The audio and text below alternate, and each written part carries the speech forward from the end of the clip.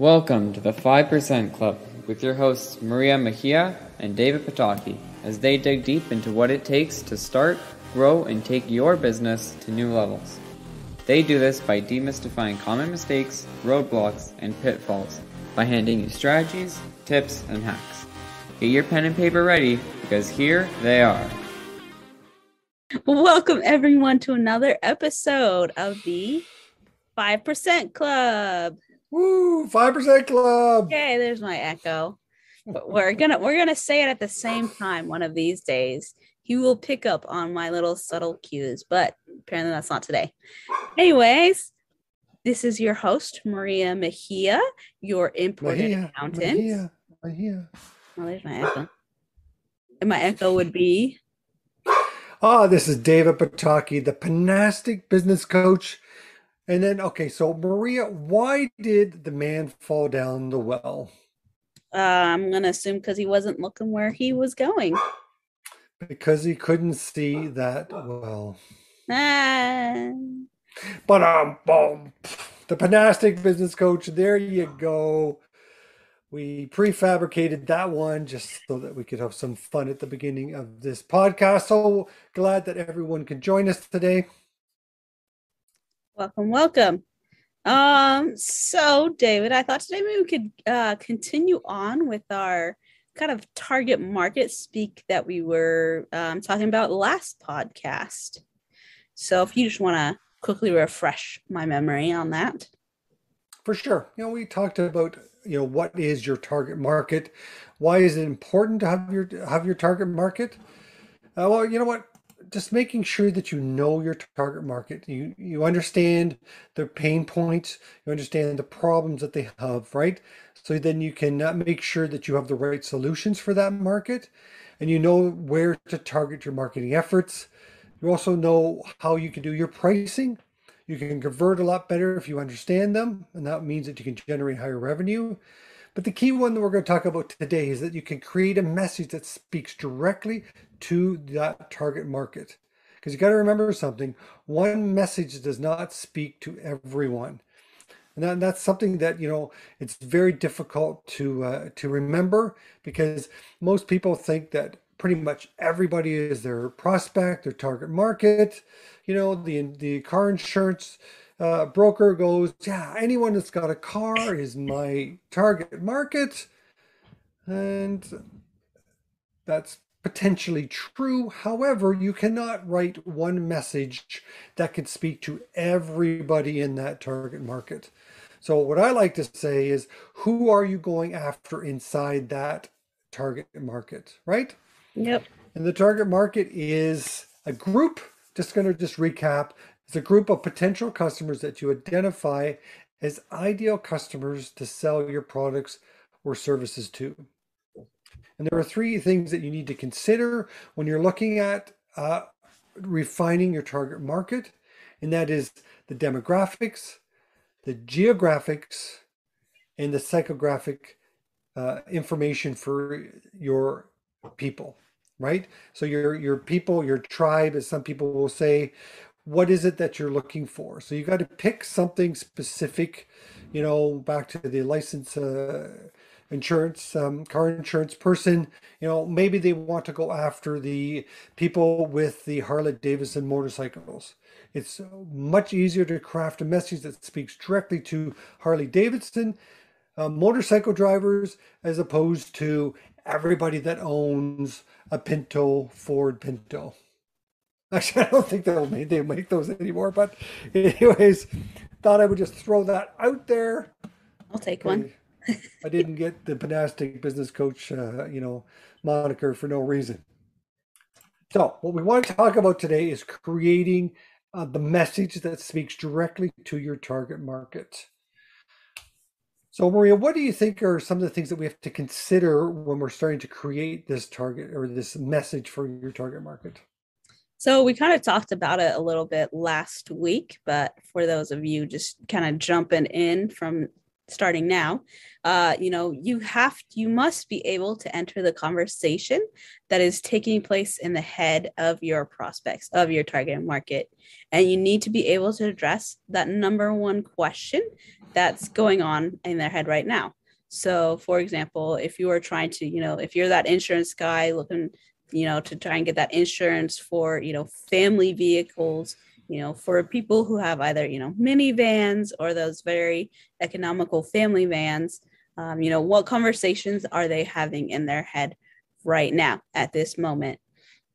So, they're thinking like, okay, I want a car, that's good for my family that, can take a beating and keep on going.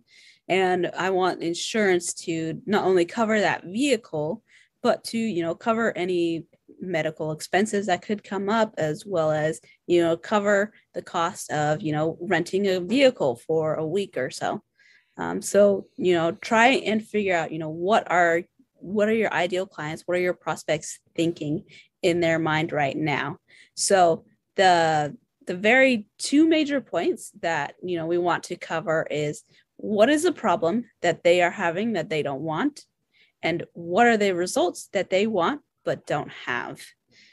These are the two main questions that everyone thinks of and that we need to be thinking of when trying to come up with either a marketing message or a solution for our clients.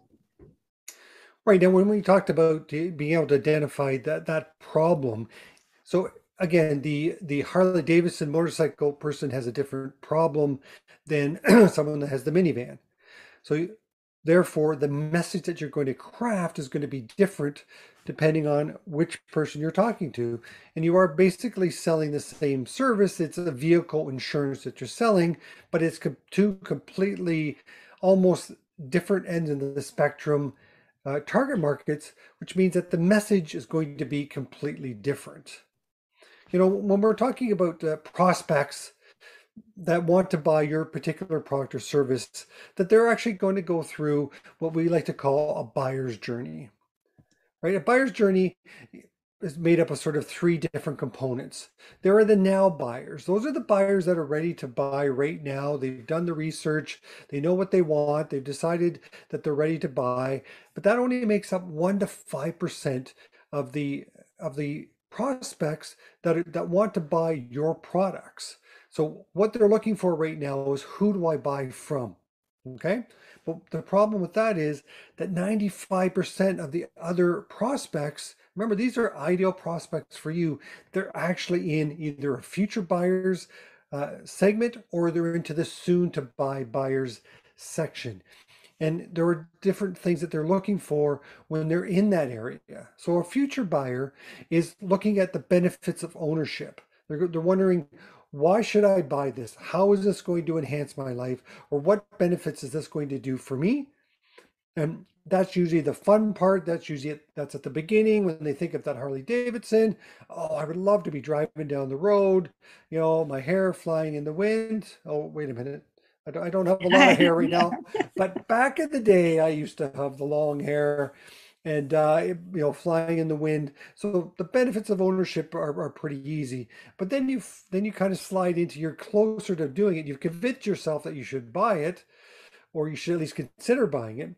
Now you're into the soon to buy section. And the problem with now what's going through your mind there is, what are the objections to this? Why shouldn't I buy it? Is it's going to be dangerous? Is it going to be expensive insurance? Is it going to be hard to insure? Those types of questions are coming up. So if you can, as the provider of that insurance, if you can answer those questions with the information, with education, then you can help your prospects move along those buyer's journey, so they can move into the ready to now buyers. And those are the ones that will call you when they're ready to buy. Yep. So we've all kind of been through that buyer's journey, and we are all constantly on that buyer's journey for different aspects of our life. So, for example, growing up, my family always went to Target USA or to Walmart. Those were our main big box store places that we would go to, and so When I went off to college, I was in the future buyers. I was trying to figure out, okay, which grocery store, which big box store should I go to, buy, certain products and services that I need for, college, shoes, hangers for clothes and things like that. And I would always weigh the option of, okay, which one's cheaper? Which one can I get either a discount on, or which one's having a sale right now? And then, the soon to be buyers, you look at the different sales that are going on, or you look at the different benefits that different places are offering. And sometimes if there's only one place that offers that service, you think of, okay, why should I be going to that one place in store?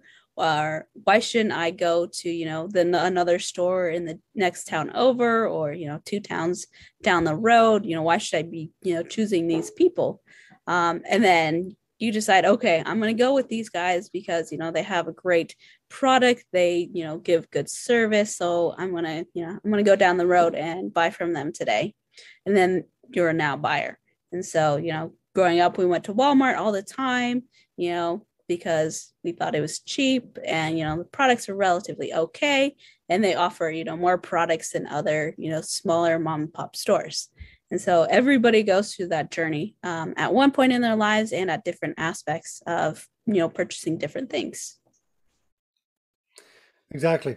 And when you are considering creating that message, you have to realize something that 95% of the people out there, they're actually gathering information. They want to find out, just like Maria was talking about. Most people, you might think, they're specifically price oriented. Maria mentioned it's, value for the money. Yes, money was important because of, the economics and so on, but she didn't want to go to the place that was the cheapest with horrible quality product, because then you end up only having to buy that again. So she was looking for the store that had the good price with the value of the product, the quality of the product there as well. So the now buyers is, like I said, are 1 to 5% people, which means that there's 95% that are looking for information, right? They're looking for the best value. So what you got to try to make sure you do is that you don't devalue yourself, because once you devalue yourself, then price becomes the only option. So when you are ready to create the message, we like to use the conversion equation method here. So this is something that we've developed over the years. It consists of 4 different areas, different sections. The 4 sections are the interrupt, engage, educate, and offer. I'll say those again. So interrupt, engage, educate, and offer. So every time that you're speaking to your prospects, whether it's through a social media post, whether it's through an AdWord campaign, whether it's through a postcard, a brochure, business card, networking, meeting people at a party, all these things you have to consider when you're in the area of your target market. And I'll break that down for you. So interrupt. And the reason why we use the term interrupt, because you need to see what happens is that you are inundated with thousands of marketing messages per day. You spend any time on the internet, going on your Facebook, or just surfing, going to YouTube or Instagram or whatever you're on, you're seeing ads over and over again. They're coming left and right. You get in the car, you drive down to the gas station to fill your car up before the gas goes up on the weekend. You drive by, 60 different stores. So you're seeing signs inundated, you see billboards, all that types of stuff, right? So what happens there is that your brain sees all these marketing messages. So it's got this self-preservation technique.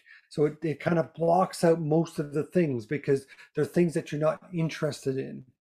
So when you think about, when you buy a vehicle, right? Let's say you go out there and you buy that Ford Pinto. I don't know why I'm talking about Ford Pintos right now, but it's a funny vehicle. You're in a Pinto mood today. Right? Obviously not today, but like if you went out and bought the Ford F-150, You got it into it was a red Ford 150. You got into it and you start driving around. All of a sudden, you see that there's looks like hundreds of red Ford 150s out there, and you go, why? Why? Were they there before? Yeah. Yes, they were there before, but your brain has this sort of protective technique that doesn't, because you don't care about it, it wasn't there, right? So the interrupt is an important part of it. So the interrupt is, you have to say something a little bit jarring, but that speaks directly to the problem that's in your prospect's mind that they don't want. Okay, I've an example, a case study that I will explain a little bit later, but we'll just go through these 4 points. So you got the interrupt. So that's the headline of your post, whether it's your ad. It is the first thing out of your mouth when you're at a networking event and someone says, hi, David, what do? You need to have that ready. It needs to be confident. You need to be able to say it. And the key thing here is when you speak to their problem, to your prospect's problem, if they're not your prospect, it doesn't mean much to them. But if it is a problem that's in their head, you'll speak directly to them. It's almost like they'll say, you must be inside my head because that is the problem that I have. Now, the engage is the subheadline or the second thing. I just want to interrupt you real quick. Oh, okay. Before you get too far. Something to think about with the interrupt, especially, during this time of, social media being in the forefront of everyone's mind, everyone's on Facebook, and we've all seen what we call, clickbait. We see those headings that are just dramatic and shocking, or they say something, you're like, no, that can't be true. Always be careful with what you do write as your interrupt headline. Don't say something that's so shocking that people will be like, oh my goodness, because at the same time, if people see one line, that's what they're going to be thinking about you. If you're going to say something dramatic and false, then that's what they're going to think about you, that you're, always dramatic and you say false things and you just want to be in everyone's face. And so make sure that your interrupt is, something that aligns with who you are and who your business is as well. Like you can say something, crazy and funny, like, cute kittens on the corner block or something like that. But, make sure that it is aligned with, your business. Continue. Right. But it also has to speak to the problem, right?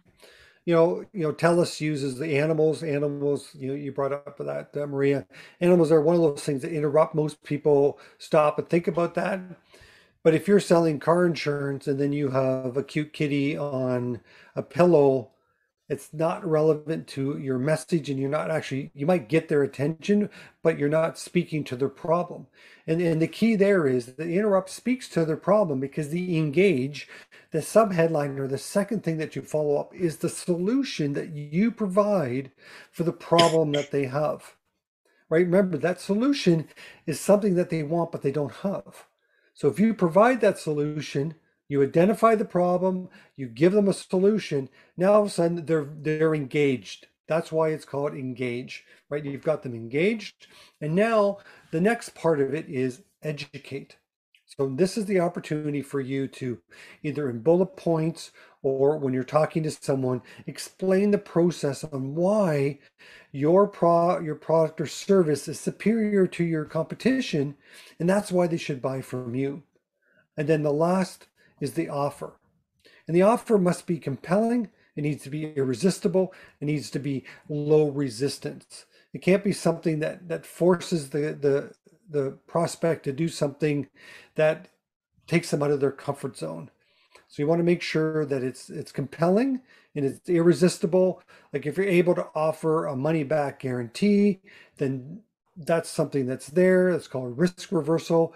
That's a very compelling offer, and it's irresistible, especially if nobody else in your industry has that as an offer. But we can get into offers on another day. But today we're just talking about the marketing message. So you want to make sure that you interrupt them. You want to engage them with your solution. You want to educate them on why you are superior over them. And then you must be able to present an offer that is compelling, irresistible, and low resistance. So a question I want to kind of throw out to you, David, is with the educate aspect of it. I've seen a lot of, social media, those sponsored posts. For example, Tony Robinson's one that's come up a few times on my Facebook feed, where a lot of people do like pretty much a whole book as their educate section for their social media posts. Like, do you think there is like either a word limit or a length limit that people should be sticking with when it comes to the educate portion of like their social media posts?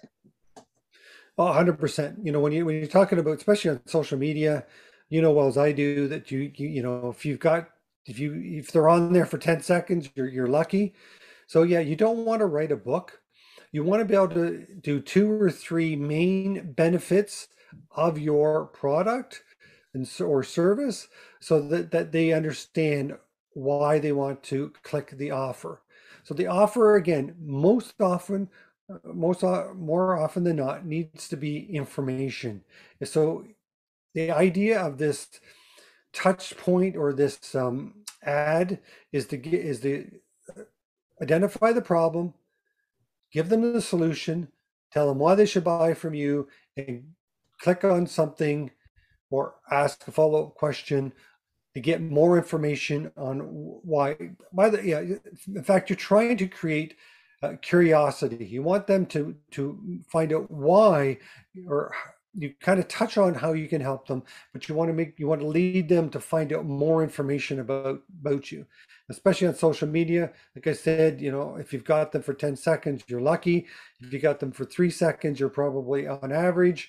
So you want to make sure that that it's short and sweet, but you said it before, it needs to be true. Don't promise anything that is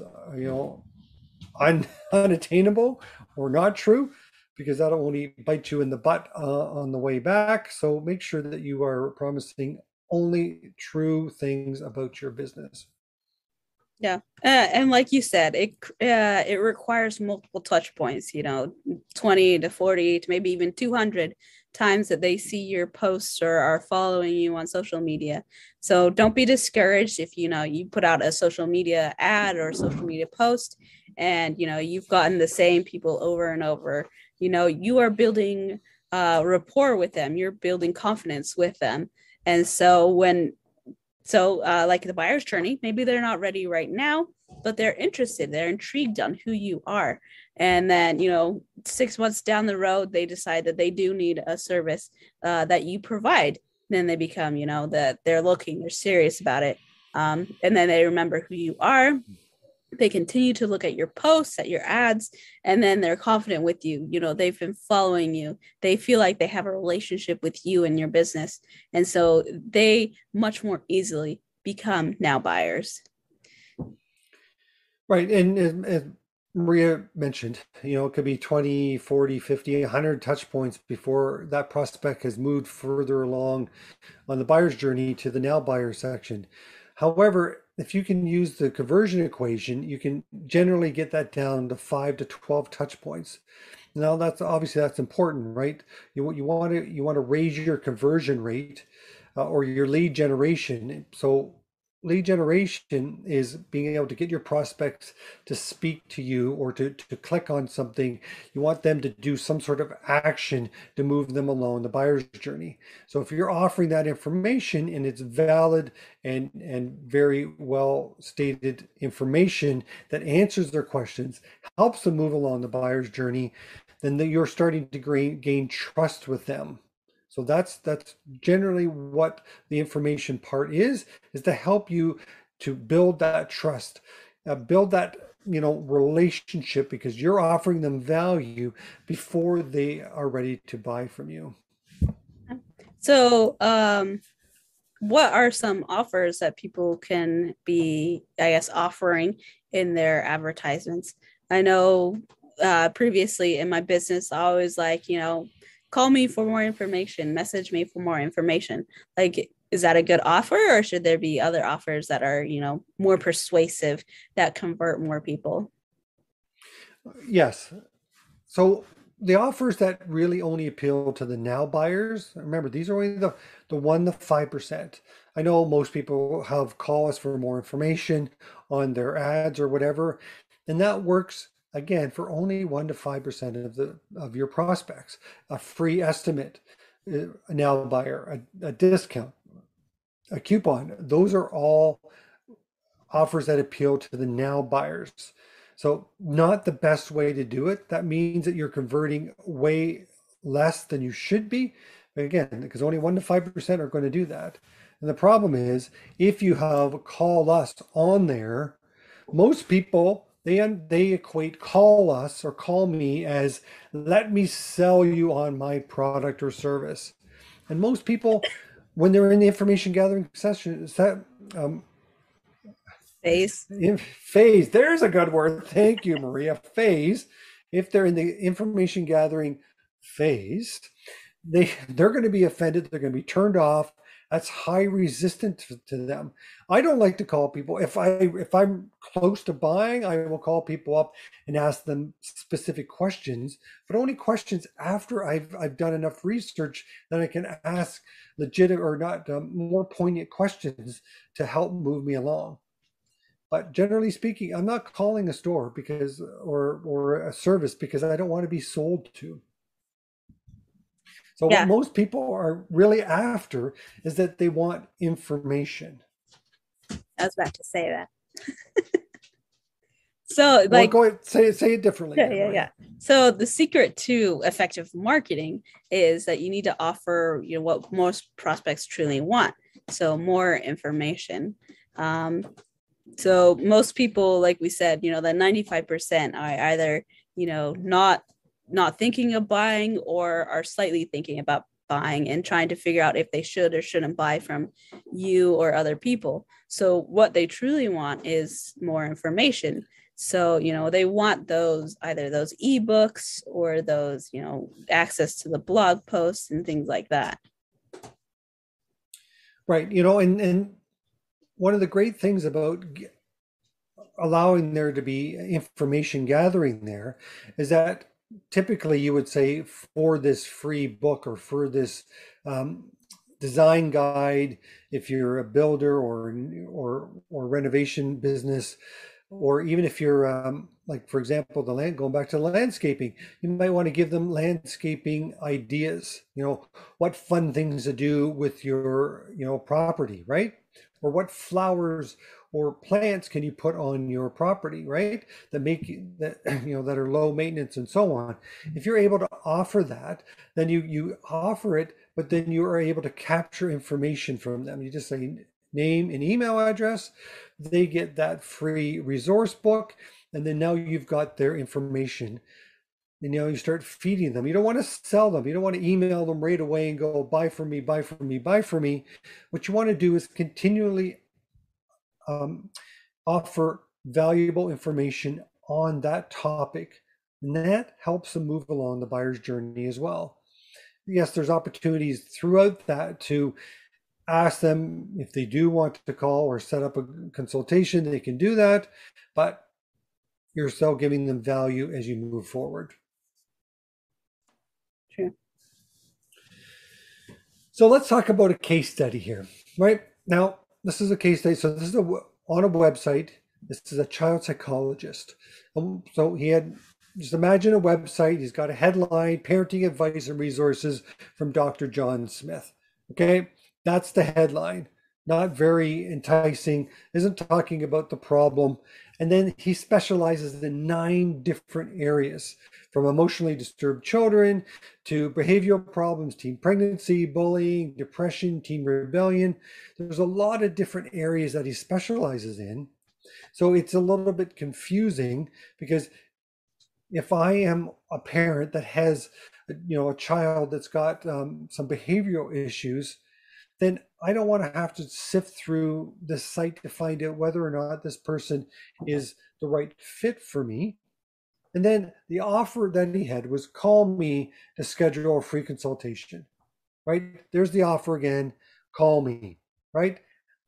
This is going to happen at 11 or 12 o'clock at night. You've just had a rough day with your child. You're trying to compose yourself. You're at your wit's end. You go online. You're searching for helping me with behavioral problems within children, and you come across this site, and you're not sure because you're tired and exhausted from working all day and then dealing with your child and finally getting them to go to bed, even though they went to bed angry and all this fun stuff. The last thing you want to do is worry about picking up the phone the next day to call them. What you really want is to be able to figure out a solution right away. So what we were able to offer this person, this child psychologist, instead of again redoing the whole website, really wasn't a financial option for him. So what we did was we did a landing page, so that when someone was searching for behavioral issues, then they were directed to this landing page. And what we were able to do was we went for the interrupt headline of, "Are you sick and tired of the yelling, screaming, and confrontational attitude of your child?" Wow, that's punching me right in the face, because that's speaking directly to the problem that I have that I don't want. I am sick and I'm tired of this child with behavior issues, and I'm not sure what to do with it. So the subheadline, or the engage part of this, is, now you can discover the secrets to connecting with your child and instantly restore peace and quiet in your home. Oh, instantly restore peace and quiet in my home. That's exactly the solution that I'm looking for, but I don't have. So now I'm very interested, because this person is pointed out the problem, knows what I'm talking about, is giving me a solution, or is offering me a solution.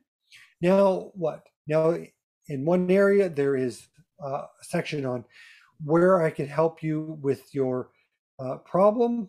And the offer is, learn the secrets to gaining and maintaining complete control of the situation in less than 60 seconds. That's a downloadable email resource. I just have to put my name and email address in that, and I need to just hit sign up, and I'll get that guide. And why that's important is it's low resistant. I don't have to speak to anybody, and I'm going to be able to learn a secret right now to start to help gaining and maintaining control of the situation. That's exactly what I want. So it's low resistance. It's irresistible, because it's exactly what I want, and I don't have to talk to anybody. So that is a great example of the interrupt, engage, education, and offer. Low resistance, highly compelling, irresistible. Now I'm going to get the solution to my problem. Yeah. So I know most of you who are either listening to the podcast or watching the video can't see our example here, but something that's really good about having a landing page that's separate from your website is that you can tailor it to, talk to potentially two different types of your ideal clients, two different phases that they're in. So for kind of explanation of what this landing page looks like, is in the middle, it has enter your name and your email address, and you'll get this free resource emailed directly to you. Those are kind of the now buyers. They're ready to, get that information. They're ready to have contact with Dr. John Smith here. And to the left of it is the information, the more information for people who aren't quite ready to talk to Dr. John Smith right now. Here's a video of who he is and some of the information, some of the knowledge. He's going to share his knowledge that he has, as well as, if you're not a video watcher kind of person, there's the text, there's the transcript right underneath it as well, with the same information that you might need to, build that confidence in him. Exactly. And I'm glad you brought up that point. Just because John Smith specializes in 9 different areas doesn't mean that he has to sacrifice the other 8 to work on this one. You can actually generate 9 different landing pages and have 9 different campaigns going on at once. I wouldn't recommend that. More to your point, Maria, I would do 1, 2, maybe 3. Start with 1, see how it works. Now, again, coming up with this conversion equation is a process. You're likely not going to nail it the first time you do it, so you just try it. You can also do A/B testing with the landing pages. Again, landing pages are fairly easy to set up. If you have any kind of email marketing system that, there's quite a few out there. They're pretty low in monthly costs. You could set up 2 landing pages for the same uh, prospects or target market and slightly change your engage or your headline, your interrupt headline, just to see which one works better. And whichever one is converting better, then that's the one that you can direct more of your traffic to.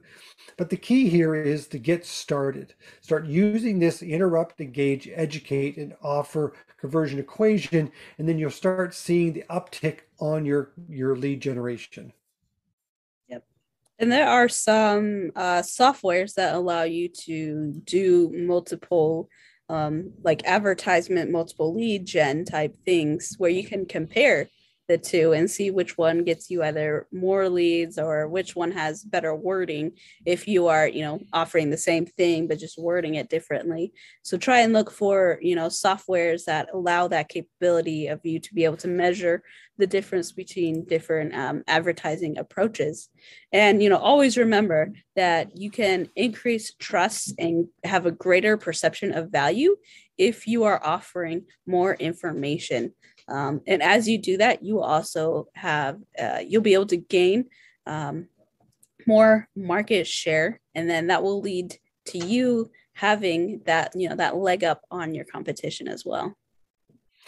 Right, and the reason that is because most people, including our competition, they're not about talking about value or about information. They're all about buy from me. I've got the latest, greatest equipment. That's why you should buy from me. But if you're able to, again, that might appeal to the now buyers. But remember, 95. I know it's crazy to think about, but 95% of people of your prospects are in the information gathering phase. Oh, there's that word again, phase. But so if your competition isn't talking about value, not giving value out there, not helping them move along the buyer's journey, guess what? You're the only one doing it. You become the trusted person in your industry because you are giving people value. Like if it's almost like think about being Santa Claus versus the Grinch. Not saying that your competition is the Grinch per se, but instead of going out there and wanting and wanting and wanting, you're out there giving, giving, giving. So that giving of the value, that giving of the information does a couple of things for you. It helps move the prospect along the buyer's journey, but also positions you as an expert, someone that knows the industry, knows the product or the service better than everybody else. So you keep doing that, you become the expert in your industry. And again, you'll be head and shoulders over your competition because of that. Yep. Well, that was a lot of great information, David, about, how to identify our target market and how to, create a marketing strategy around that. So thank you for all that knowledge. And I hope all of, everyone who's been listening and watching has gained a lot of, new tips to implement in your business. Anything else you want to say, Mr. David? Not really, but this is something that you want to apply because remember, your competition likely is not doing it. So be the first in your industry to do that. And you know what? Success is actually easier than you think. You just need to ask us how, and we will be there to help you. Yep. And on that same vein, if there's any questions that you do have, either from this episode, previous episodes, or even just something you want us to cover in a future episode, send us a message. Either, here on whatever platform you're listening to or directly through our Facebook page. We would love to answer all of your questions and concerns. And remember to share this with any of your friends or family members who are either thinking about starting to go into business or already in business, because we provide value and we just want to share our knowledge with as many people as we can. Right. And Maria, why do peppers make good archers? Peppers? Why do peppers make good archers? I don't know. Because they have an arrow. That should be All right, why you subscribe. So from the Pedastic Business Coach, David Pataki, and Your imported accountant, Maria Maria Mejia. Mejia. Yeah. Until next time. Bye.